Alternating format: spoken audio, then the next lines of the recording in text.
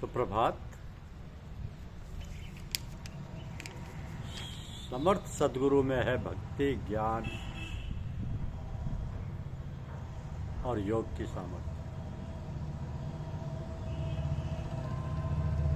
तो हमारी आध्यात्मिक चर्चा का विषय है समर्थ सदगुरु में है भक्ति, योग, ज्ञान रूपी सामर्थ्य।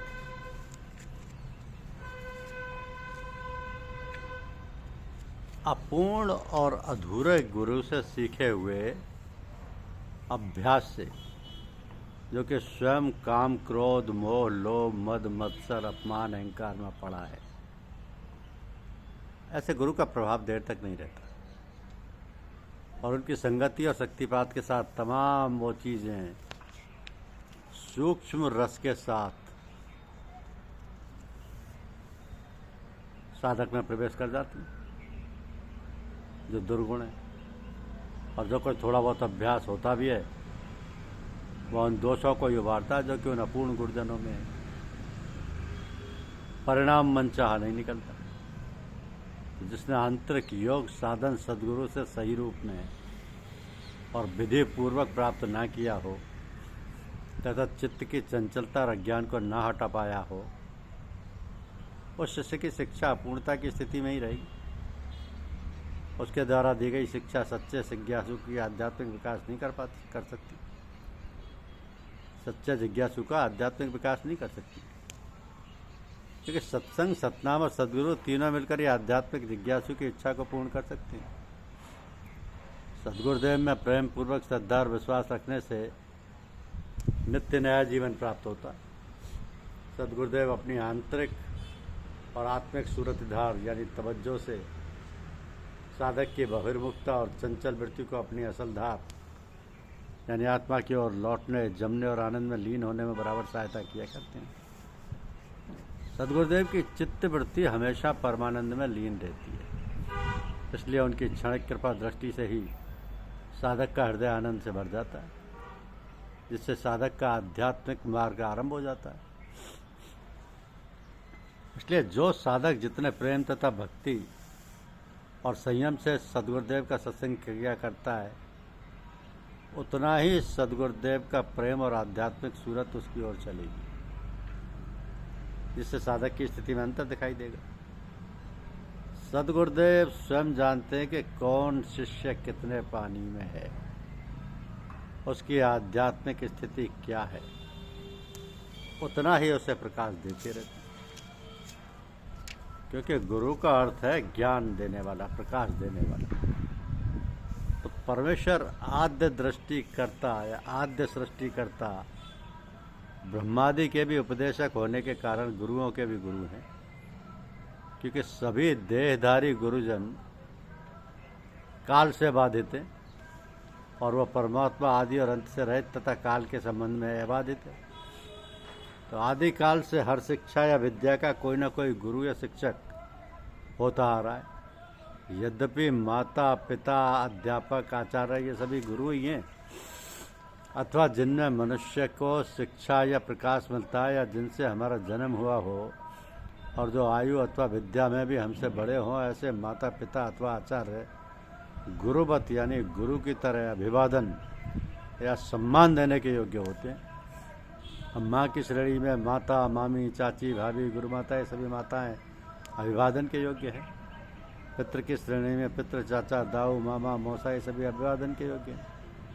आचार्य वर्ग में जो विप्र शिष्य का यज्ञोपवीत संस्कार करे, जो कल्प यानी यज्ञ विद्या तथा रहस्यों के सहित वेद शाखा को पढ़ावे, उसे आचार्य कहते हैं। और उपाध्याय जो ब्राह्मण वेद के एक देश यानी मंत्र तथा ब्राह्मण भाग को तथा वेदांगों, शिक्षा, कल्प, व्याकरण, निरुक्त, छंदशास्त्र, ज्योतिष को जीविका के लिए पढ़ाता है, उसे उपाध्याय कहते हैं।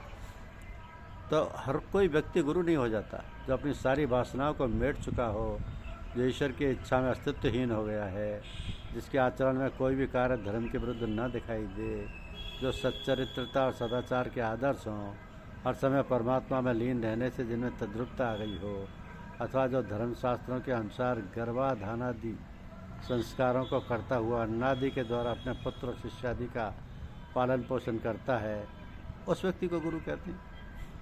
तो 10 उपाध्यायों की अपेक्षा आचार्य और 100 आचार्यों की अपेक्षा पिता और 1000 पिताओं की अपेक्षा माता गौरव में श्रेष्ठ है। और पैदा करने वाले पिता और ब्रह्म ज्ञानोपदेशक यानी आचार्य, इन दोनों में से ब्रह्म ज्ञान देने वाला आचार्य श्रेष्ठ है, क्योंकि आचार्य ब्रह्म ज्ञान रूपी फल वाला होने से मुमुक्ष या मोक्ष की इच्छा वाले के लिए इस लोक तथा परलोक में कल्याणप्रद है।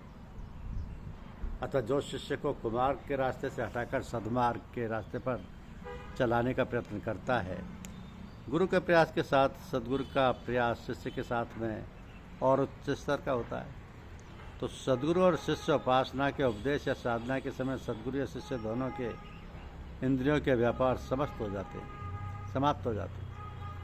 ना ही अपने मुख से कोई शब्द उच्चारण किया जाता है और ना ही अपने मन से कोई कल्पना लाई जाती, मगर उसका फल ब्रह्मचिंतन सम्मुख होता है, क्योंकि सद्गुरु का कार्य मनोमय कोश से लेकर विज्ञानमय कोश तक का रहता है। समर्थ सद्गुरु कौन है? समर्थ सद्गुरु वो है जिसमें सभी प्रकार की भक्ति, योग, ज्ञान रूपी सामर्थ्य होती है, तो जिसके द्वारा ये साधक को अपने परम ध्येय यानी ईश्वर तक पहुंचा देता है। इनका सभी शक्तियों पर अधिकार होता है, जिसके द्वारा यह अधिकारी और अनाधिकारी किसी को खाली नहीं छोड़ते, वो स्वभावतः सबका उपकार करते हैं।